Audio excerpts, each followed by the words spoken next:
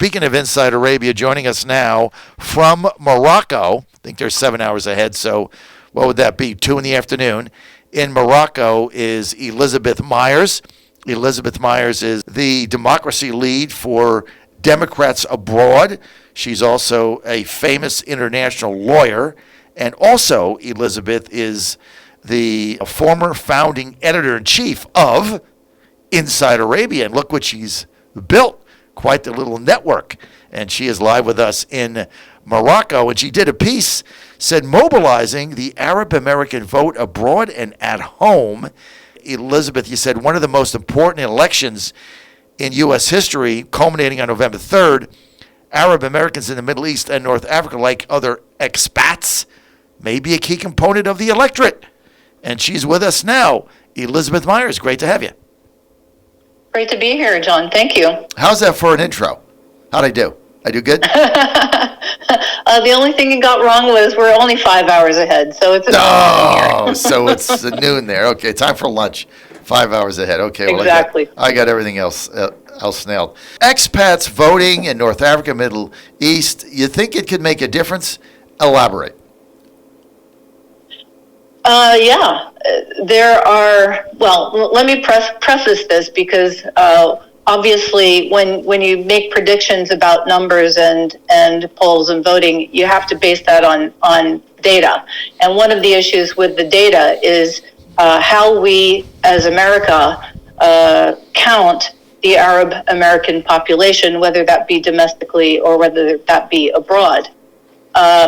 And one of the issues is that the census has not distinguished an Arab American, or shall we say, a MENA identity for Arab Americans and others whose origin are in the Middle East or North Africa. And not everybody from that region is Arab, and that's very clear. There are other identities, especially the Berber identity in North Africa.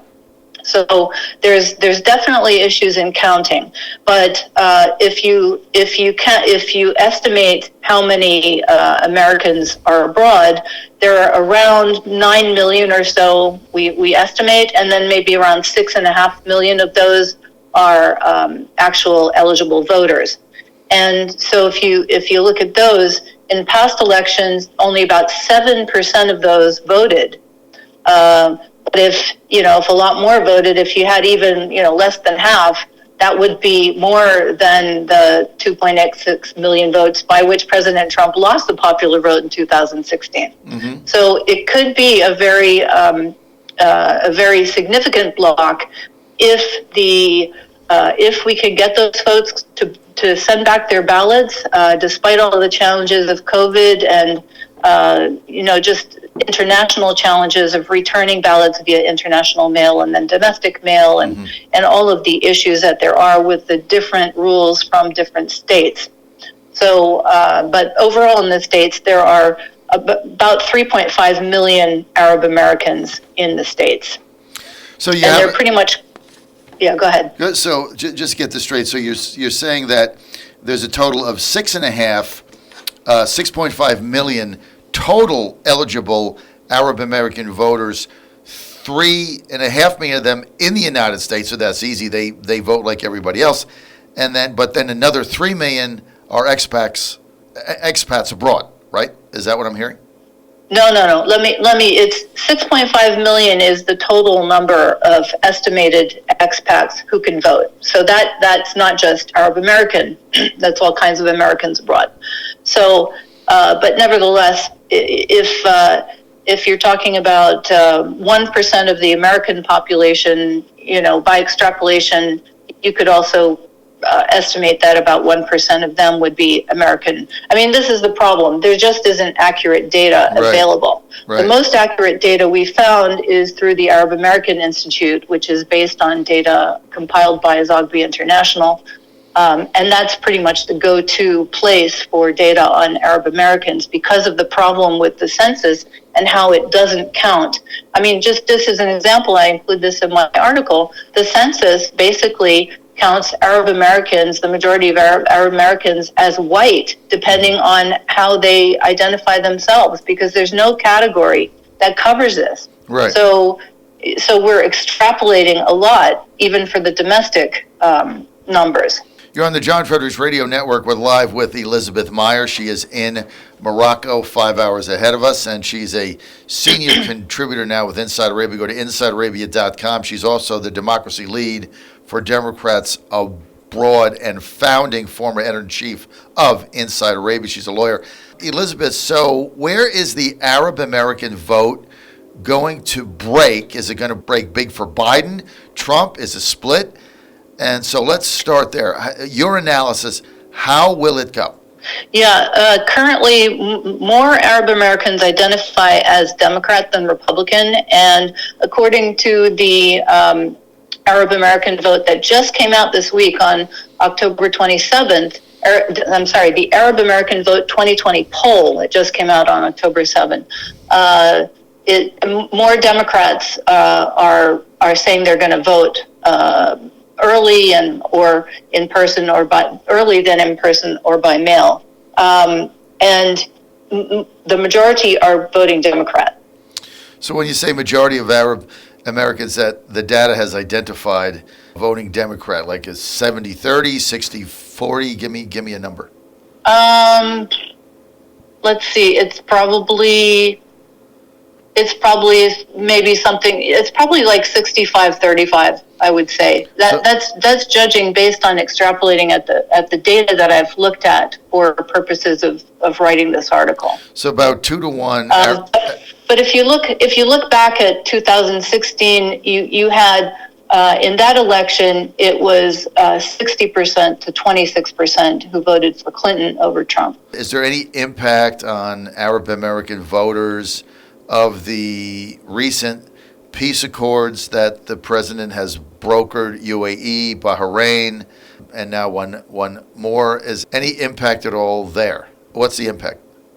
Yeah, I would say yes. I mean, the driving issues for Arab Americans in general, and let me also caveat this: they're not a homogenous block. Okay, they're as diverse as any other American in the country. Right. But the top issues for them basically are the economy, healthcare, racism and discrimination, and foreign policy. So foreign policy is a big part of their outlook on what the American government does.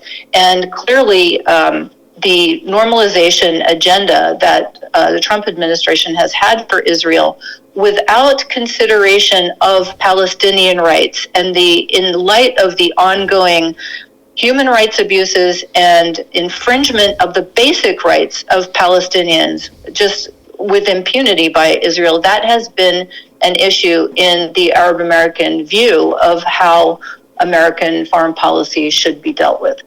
It has been a negative. And also in your article, you again emphasize that for the data that we have from Zogby Go to 2016, Arab Americans voted for Clinton 60 to 26%. Your analysis says that percent gap is likely to go up based on the Muslim ban and other things. Yes, yeah, it clearly is. Because discrimination and racism is one of the issues that's on the top of their agenda. And so we've had the anti-Muslim ban, we've had immigration policy issues, we've had curtailment of the lottery system, which, I know many Moroccan Americans who came to the States through the lottery, and they're now very successful people, but there's been a curtailment of that too. And so the Republican policies pretty much have not been popular over the last several decades.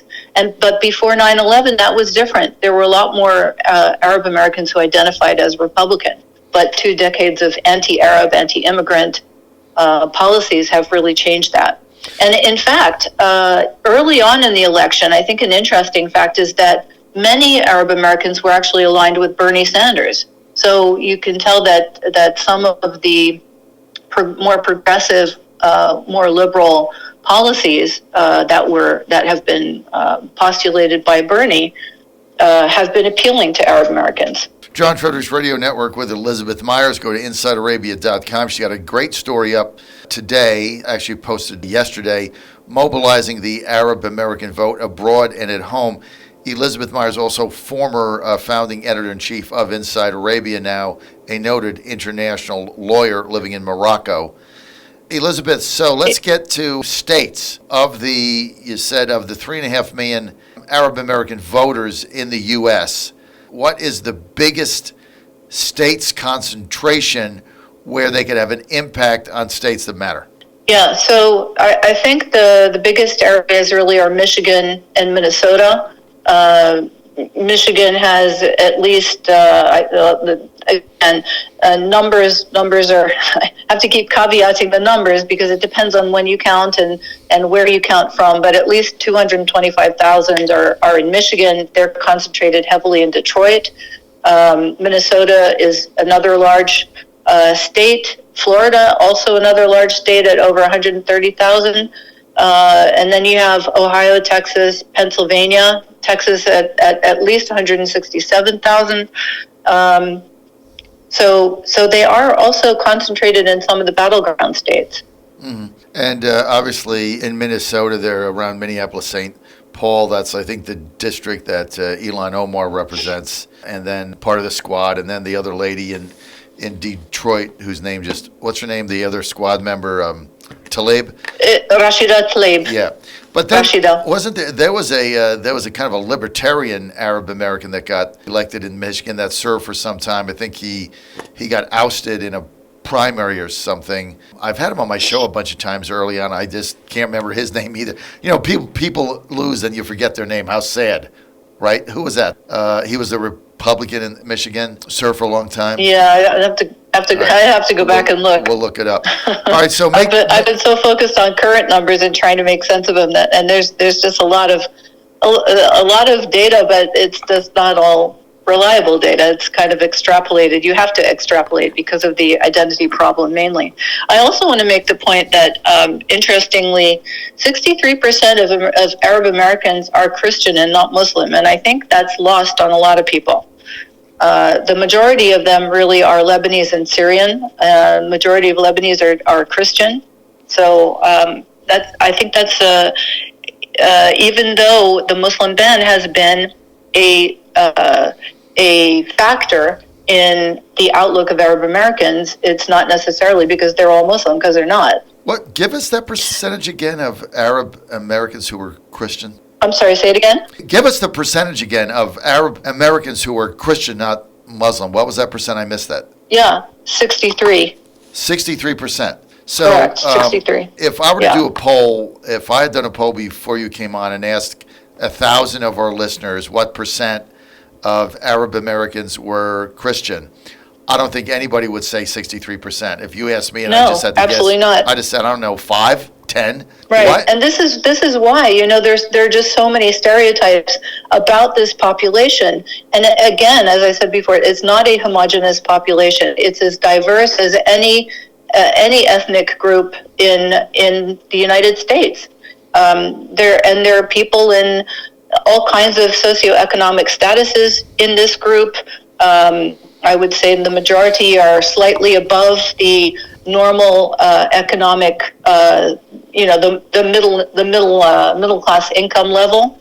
There are fewer that are in poverty. I mean, by and large, this group of people is doing very well. They tend to be highly educated, especially the Palestinians, who have come from a real situation of oppression for the last 70 years, and their way to make it is education. And that's where we need to go as well for everybody in this country. Everybody needs better education, in my opinion.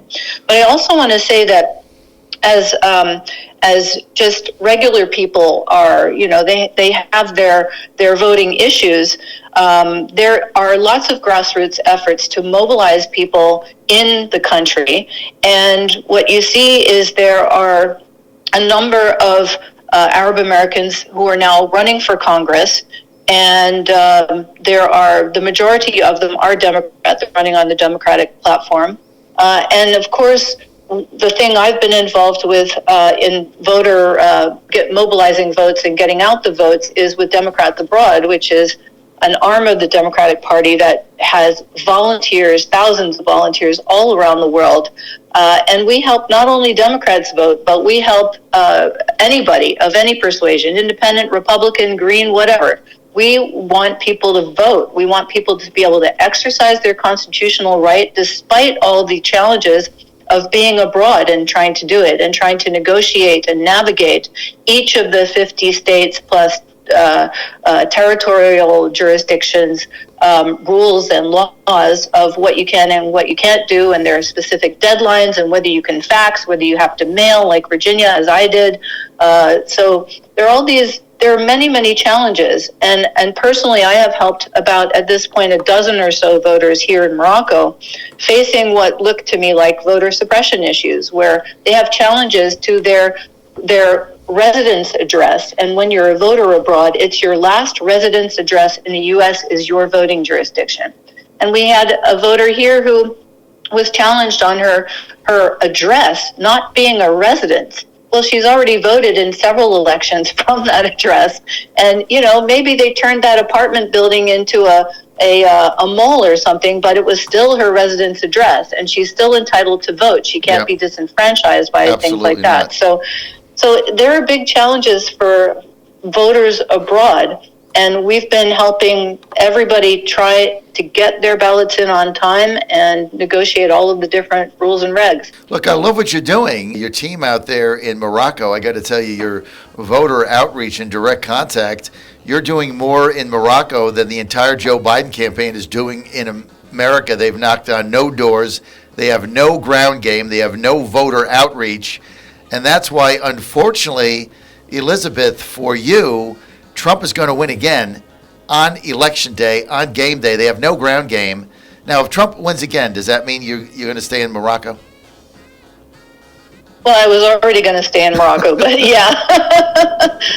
But, I have to disagree with you. I'm predicting that Biden's going to win. Biden's been taking the best use of technology to reach out to people, as we have in Democrats abroad, using all kinds of voter events online, global online concerts, Elizabeth, Zoom meetings with ambassadors, and we're reaching people all over the world. He may not be knocking on doors, but I guarantee you he's reaching people where they are, in front of their computers at home. Just keep telling yourself that, Elisabeth, and you'll feel better until about Wednesday. I don't have to tell myself. I see it every day. Until about Wednesday afternoon. Elisabeth, I'm just telling you, I've been doing this a long time. Trump is going to win, and he's going to win again, and he's carrying every one of these states. And every number that we look at now, that when I jump out of bed at 3:30 a.m. Eastern Time in the United States, every day now is like Christmas. Elisabeth Myers, thanks. Okay, well, I'm still going to disagree, but whoever loses owes the other one a beautiful dinner in my favorite restaurant in Washington, D.C. What restaurant's that?